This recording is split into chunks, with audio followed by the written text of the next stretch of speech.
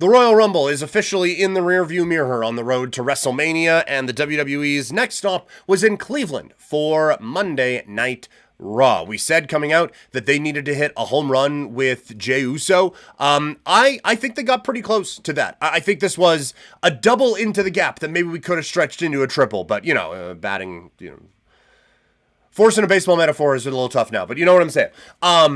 It was a good one. You see the real emotion when he cuts the promo to kick off the show, and there's tears, and he was, I think, very obviously choked up at everything that has transpired in his life in the last 48, 72 hours. And so, again, the crowd chanting one more time with him, it's perfect. And I understand, it's a fun entrance. And so people will latch on to, he's not over, the entrance is over. Well, I'll be honest, Seth Rollins is a better wrestler than him. I think Seth Rollins' entrance is more over than Seth Rollins is, too. There are guys who are going to be like that. So the thing with Jey, though, is that once the entrance is done and the promo is starting, the crowd is into him. And the crowd is following along with his journey and invested in it. And so, again, I think they made the right move with this. It's not a move I was anticipating, but I think they made the right move with Jey Uso getting the win at the Royal Rumble. And then, it's the perfect dynamic with Gunther coming out, cutting the promo that's perfect for him. He made us all believe that he was down and out, but he is the only true holder of that title, and he doesn't even want Jey Uso to belittle him by challenging for a championship. It was just so smug and so smarmy and so perfect, and I loved it. Just fantastic work from Gunther in this one. Couldn't have loved it more. I thought he was great. And look, it's probably going to be the match for Mania. And there's a chance that it kind of gets lost in the shuffle a little bit, but I think that these two are going to really mesh very well together going towards that WrestleMania. The first match of the night was Penta taking on Ludwig Kaiser, and it looks like this is going to be the first feud. It's another really strong match for Penta. The crowd's behind him. After the match, Kaiser and Butch combine for an attack. Butch comes out as a distraction. Kaiser attacks, and they didn't walk away together or anything like that, but I think it's an interesting tandem when you look Butch or Pete Dunne or whoever, Pete Dunne, he needs something to get him rolling, right? He just needs anything right now. And Kaiser, I don't mind him kind of branching out and being a leader of something right now. So I think this works. I think there's a little bit more for Kaiser, and I think there's a lot more for Pete Dunne that can be done. Charlotte Flair comes out and cut a promo. And I was saying before, the crowd was into Charlotte when she came back in Indy. They were into it when she won. This was kind of coming back down to earth. This crowd was not ready for Charlotte Flair's babyface return to the WWE. Beautiful day this was not. They were not having this one. I have never been super down on Charlotte Flair before. There have been times where I've rolled my eyes like everyone else has. But the crowd is not buying this from her. So the quicker we flip into heel mode, the better. I think with her, this one, it kind of felt like they were kind of walking the line a little bit. Yeah, let's see. How did they respond? It wasn't a full babyface. It wasn't a full heel. Rhea comes out and challenges her. I think they probably it's the easiest story that you can tell with those two going to WrestleMania. And kind of this trilogy bout between the new and old generation. And so that's...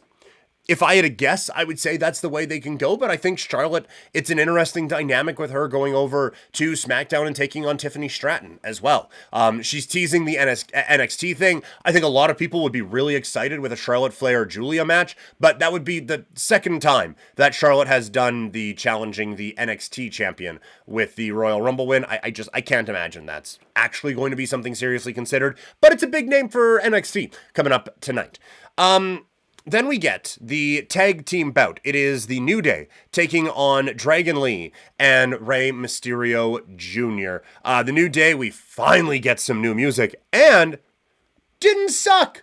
We talked about how bad the music was the other day. Music in this one, real good. Really enjoyed it. Thought it was a really strong entrance. And overall, this was a fun match.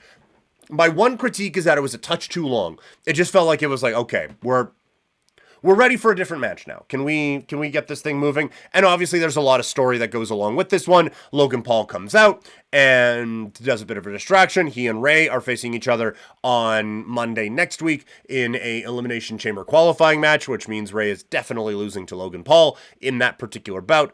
Dragon Lee hits a wicked Hurricane Rana over the top rope on Woods, so Lee getting to take advantage of a bit of a spotlight. Crowd really not into him all that much, and eventually it is the New Day getting the dub and kind of getting their thing on track. Liv Morgan against Io Sky Elimination Chamber match. This one was another really, really fun match. Liv gets the win because of a disqualification with Rhea's involvement. They had attacked Rhea and Io backstage before the match started, they being Liv and Raquel, and that leads to Rhea coming out because some interference from Raquel, and it ends up costing. And so I didn't like how little sistery Io felt in this whole thing, and you guys know I'm very protective of my Genius of the Sky.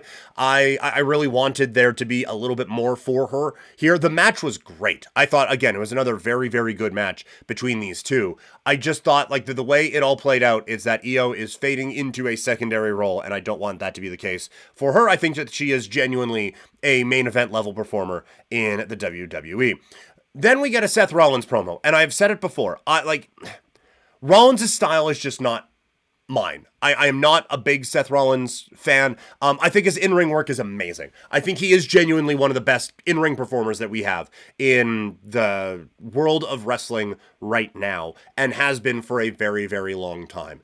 I'm a visionary. I'm Seth. I just, none of it, the way he talks, the way he does anything, none of it feels like it is an actual way a person would talk.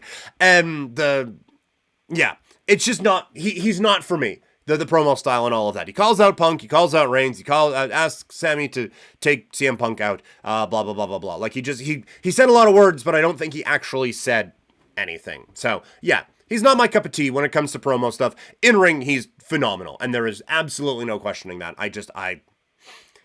It's still just a little cartoony for me from Seth Rollins. Then we get to the main event. It is Sami Zayn against CM Punk with a spot in the Elimination Chamber on the line. And this is one of the things we kind of touched on, but they built up the Rumble so well and so effectively. And just this is that there are all these big stars going into this match, and this is where it's all going to culminate, and it's so important. And now,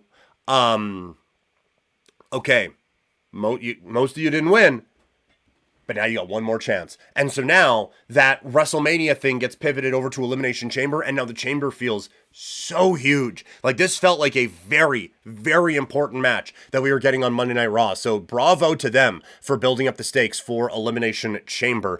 Sami getting a near fall after Punk was talking some trash. I thought that was great. Punk catches him charging in and hits the GTS for the win. Again, I think it really got over the importance of a title opportunity. We don't even know what title they're going for yet, but just getting to WrestleMania and getting an opportunity at a championship, it means that much to these guys. And so the Chamber, fantastic stuff in getting that over. After the match, we get a Kevin Owens attack on Sami Zayn to send the show off of the air. Looks like that'll be probably our thing for Mania again. Would be my guess anyway. I would have no problem with that. And I think it would probably have to be like they've had a couple of interactions again at WrestleMania. This one would have to be like deathmatch sort of a thing, like just a wild brawl would have to be the thing that is taking place. So I think you can do it. I think it'd be really, really fun. I am a little surprised that might be the direction they go, but I think that it's setting up to be something pretty good. Overall, I thought it was a good episode of Monday Night Raw. Not a blowaway show, but we start to get a few things set up here for WrestleMania and things of that nature. My one frustration is a lack of women on this show. Again, the Women's Royal Rumble proved that there is a lot of depth on the women's side, and I think that needs to be showcased a little bit more. But what we did get was really good. I think this was a very good show. It, again, legitimizes Jey Uso a little bit more. We get Penta on, telling that story a little bit, and now, again, it's the CM Punk, Seth Rollins, Roman Reigns, who, by the way, they mentioned on the show, is hurt after getting his face stomped into a steel step, and he's going to be out for some time. And so you're getting that whole little thing wrapping around, and also there's a little bit of a Sami Zayn, and where does he fit in all of this sort of a thing? So I think, again, it's a good show, not a great show. It's not where I'm like, oh man, March cannot come soon enough. Elimination Chamber, let's go. Nothing like that, but a fine show from the WWE.